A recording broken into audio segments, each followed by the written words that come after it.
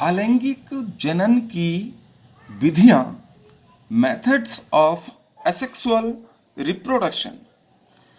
Reproduction जो asexually जीव करते हैं उनमें बहुत सारी विधियां हैं। तो सबसे पहले आती है विखंडन विधि। विखंडन विधि में दो विधियां देखने को मिलती हैं। एक बाइनरी फिशन, जैसे ही शब्द से ही पता चल रहा है, द्वि विखंडन यानी कि दो भागों में विखंडन होना, दो भागों में टूट जाना।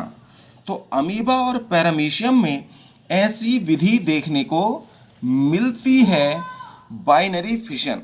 बाइनरी फिशन में अमीबा की आप लोगों ने देखा है और पढ़ा भी है, अमीबा की कोई शेप तो होती नहीं है, अनिश्चित आकार का होता है, प्लियोमॉर्फिक एनिमल है, ऑर्गेनिज्म है। इसमें जो न्यूक्लियस है अमीबा में और इसका जीव द्रव्य है, इसका जीव द्रव्य और केंद्रक दो भागों में बट जाएंगे और इसके बीच में एक सेप्टा, एक दीवार बन जाती है। देख लीजिए, इसका जीव द्रव्य और केंद्रक दो भागों में बट जाएंगे और बीच में एक दीवार बन जाएगी। इस प्रकार अमीबा अपने दो भागों में या दो पुत्री अमीबा में बंट जाता है। थोड़ा सा दिखाते हैं हम। देखिए, दो पुत्री अमीबाओं का निर्माण कर देता है ये। तो इससे दो डॉटर अमीबा बन गई। तो बाइनरी फिशन क्या है? कोई भी जीव का केंद्रक और उसका जीव द्रव्य दो भागों में बटेगा और उसके बीच में एक दीवार बन जाएगी, वॉल बन जाती है या सेप्टा बन जाता है, और इसी वॉल से ये जीव अपने दो भागों में विभाजित हो जाता है और इस प्रकार दो नए जीव बन जाते हैं। प्रत्येक टुकड़े से एक नया जीव बनता है। तो टू डॉटर अमीबा का निर्माण इस प्रकार विखंडन विधि में हो जाता है। दूसरी विधि है फिशन की, विखंडन विधि में बहुविखंडन यानी कि मल्टीपल फिशन। ये प्लाज्मोडियम में देखने को मिलती है। जो प्लाज्मोडियम बाइवैक्स मलेरिया परजीवी होता है, ये ऊपर से नुकीला होता है, इसमें भी केंद्रक, तो इसका केंद्रक और जीव द्रव्य अनेक भागों में, समझ लीजिए, केंद्रक और इसका जीव द्रव्य अनेक भागों में बंट जाएगा और प्रत्येक भाग से, प्रत्येक सेगमेंट से फिर नए अमीबा का या छोटे छोटे अमीबा का जन्म होता है। तो ये बहुत सारे अमीबा बन जाते हैं। इस विधि को हम मल्टीपल फिशन के नाम से जानते हैं। अगला जो एसेक्सुअल रिप्रोडक्शन जीवधारी करते हैं अल्ब्यूगो में और क्लेमाइडोमोनास में। अल्ब्यूगो एक कवक का नाम है जो व्हाइट रस्ट कर देता है क्रूसीफरस में, और अन्य प्रजातियों में कॉन्वोल्वुलेसी में भी कर देता है व्हाइट रस्ट, जिसे श्वेत कीट रोग कहते हैं। ये कवक है। क्लेमाइडोमोनास एक गति करने वाला पौधा भी कहा जाता है, शैवाल है ये, जो जलीय पौधा है। तो ये गति करने वाले पौधे को हम क्लेमाइडोमोनास कहते हैं। ये शैवाल है जिसे काई के नाम से भी जाना जाता है जनरली हमारे यहाँ आम भाषा में।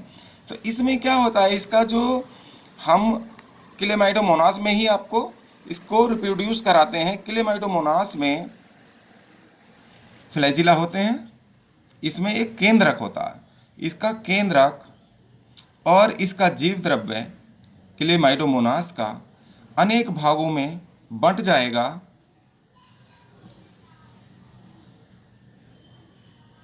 और प्रत्येक भाग से बहुत सारे सेगमेंट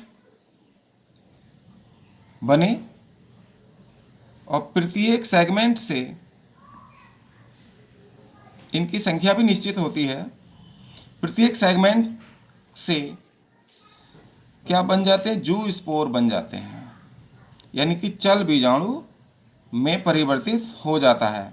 प्रत्येक चल बीजाणु बायोफ्लैजिलेटेड होता है, यानी कि दुई कशाभिकी है। इसके ऊपर ये जो कशाभिकाएं पाई जा रही हैं, इन्हीं की सहायता से ये क्लेमाइडोमोनास जल में गति करता है।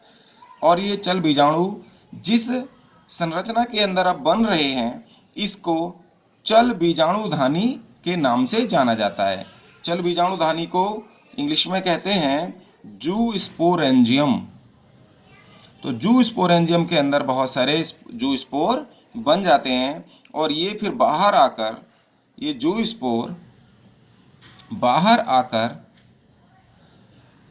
नए क्लेमाइडोमोनास का जन्म करते हैं, फिर से जन्म दे देते हैं इस विकसित होकर। इस प्रकार आपने देखा चल बीजाणुओं द्वारा अल्ब्यूगों में और क्लेमाइडोमोनास में और अन्य प्रजातियां हैं जिनमें चल बीजाणुओं द्वारा जनन देखने को मिलता है, अलैंगिक जनन। अगला असेक्सुअल जनन का प्रकार है अचल बीजाणुओं द्वारा। जैसे कि इनका नाम है अचल बीजाणु, चल बीजाणु गति कर सकते हैं जल में, लेकिन अचल बीजाणु गति नहीं करते, इसीलिए इनको अचल बीजाणु कहते हैं। ये शैवालों में भी पाया जाता है और कवकों में भी अचल बीजाणु बन जाते हैं। यहाँ पर राइजोपस और म्यूकर दोनों कवकों के नाम दिए हैं। तो इनमें कवकों की किसी भी कोशिका के अंदर जीव द्रव्य और केंद्रक के बंटवारे से बहुत सारे इसके अंदर अचल बीजाणु बन जाते हैं। और जिस सेल के अंदर ये बन रहे हैं, इसको अचल बीजाणुधानी कह देते हैं, एप्लानोस्पोरेंजियम। और इससे अचल बीजाणु बाहर आकर और जर्मिनेट होकर, अंकुरित होकर नए जीव का निर्माण करते हैं। न्यू ऑर्गेनिज्म, नया जीव बना देंगे, नए जीव का निर्माण करते हैं। इस प्रकार आपने देखा एप्लानोस्पोर द्वारा जनन। देखिए अगला अलैंगिक जनन का प्रकार है कोनिडिया द्वारा जनन। कोनिडिया बैक्टीरिया में बनते हैं, पेनिसिलियम नामक कवक में बनते हैं। तो इसमें क्या होता है, जो हाइफी है या जिसे कवक सूत्र कहते हैं पेनिसिलियम का, इसके ऊपर कोनिडिया की एक लंबी चेन बन जाती है। एक मान लीजिए कवक सूत्र, हाइफी कहते हैं इसको, कवक यानी कि पेनिसिलियम के संपूर्ण कवक जाल का एक छोटे सा टुकड़ा जिसे हम हाइफी या कवक सूत्र कहते हैं, ये इस पर एक अंगुली जैसी संरचना डेवलप होती है। इसका नाम, इस पर ही कोनिडिया डेवलप होते हैं और जिस पर कोनिडिया डेवलप होते हैं उस संरचना को हम कोनिडियोफोर के नाम से जानते हैं। इस कोनिडियोफोर पर ही नेक्स्ट कंडीशन में ये और मोटी होती जाएगी और इसमें से कोनिडिया बनते चले जाएंगे। ये कोनिडिया की एक लंबी चेन बन जाती है कोनिडियोफोर पर। और ये कोनिडिया डायरेक्टली भी, कोनिडिया जब अलग हो जाता है तो डायरेक्टली जर्मिनेट करके नए कवक जाल को या नए कवक को जन्म देता है। इस प्रकार ये कोनिडिया द्वारा अलैंगिक जनन कवकों में और बैक्टीरिया में देखने को मिलता है। अगला अलैंगिक जनन का प्रकार है निश्चेष्ट बीजाणु या क्लेमाइडोस्पोर द्वारा अलैंगिक जनन। ये राइजोपस और म्यूकर नामक कवक में भी बनते हैं और कुछ शैवालों में भी प्रतिकूल परिस्थितियां, जब इनके अनुकूल मौसम नहीं रहता तो ये अपनी कोशिकाओं में कुछ शैवाल या कवक निश्चेष्ट बीजाणु बना लेते हैं जो अनुकूल परिस्थितियां आने तक सुप्त अवस्था में पड़े रहते हैं। देखिए इसमें कोई भी कोशिका निश्चेष्ट बीजाणु का निर्माण करेगी। निश्चेष्ट बीजाणु एक प्रकार का अचल बीजाणु ही है जिसके ऊपर एक मोटी भित्ति बन जाती है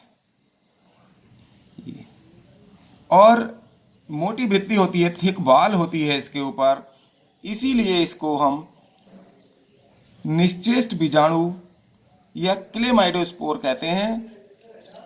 अनुकूल परिस्थितियां आने पर ये जर्मिनेट करके ये जर्मिनेट करके नए जीवधारी को जन्म देता है।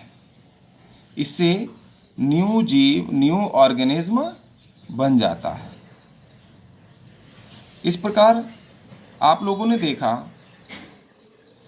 कि क्लेमाइडोस्पोर द्वारा, अब आता है मुकुलन द्वारा।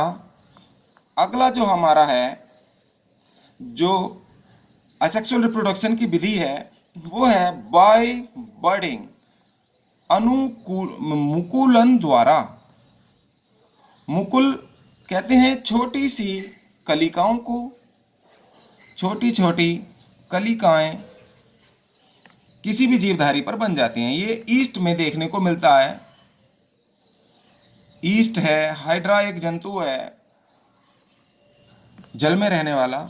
तो इनमें आपको मुकुलन द्वारा बडिंग देखने को मिलती है। इसमें एक कोशिका जिसमें केंद्रक और जीव द्रव्य होगा, इसके ऊपर एक आउटग्रोथ निकल आएगी और इसका केंद्रक भी दो भागों में बट जाएगा। ये न्यूक्लियस है केंद्रक, और केंद्रक उसके बाद बंटवारा हो जाता है तो आउटग्रोथ में एक बड, आउटग्रोथ यानी उभार जो निकला है, जिसे हम आउटग्रोथ कह रहे हैं, ये आउटग्रोथ अलग हो जाती है इससे। फिर यही आउटग्रोथ बड कहलाती है, और ये बड मेन जो हमारा जीव है, मुख्य जीव या पेरेंट सेल है, इस पेरेंट सेल से अलग होकर एक नए जीवधारी में बदल जाती है, न्यू ऑर्गेनिज्म में बदल जाती है।